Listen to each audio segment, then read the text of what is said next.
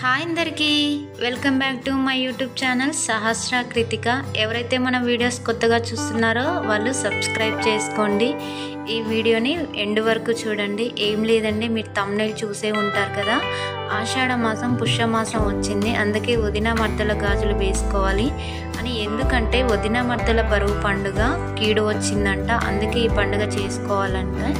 ఇలా చేసుకోవడం వల్ల ఇద్దరి మధ్య ప్రేమానుబంధాలు పెరుగుతాయి. ఈ పండుగను ఎలా చేసుకోవాలంటే మంచి రోజు చూసుకొని వదినలు మర్దలకు గాజులు వేయాలంట. అవి 3 రకాల గాజులు.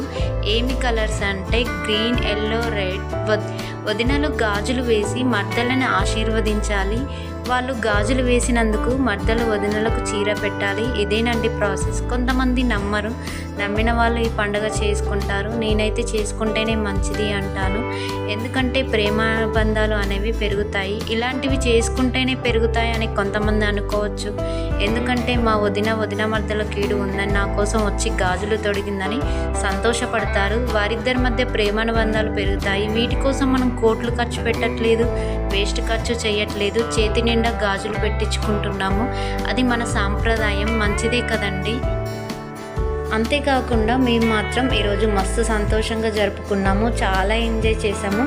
ఈరోజు నాకైతే చాలా సంతోషంగా అనిపించింది. ఎలా చేసుకున్నాం అనేది చూడండి, వీడియో మొత్తం చూడండి ఎండ్ వరకు, మీకు కూడా తెలుస్తుంది.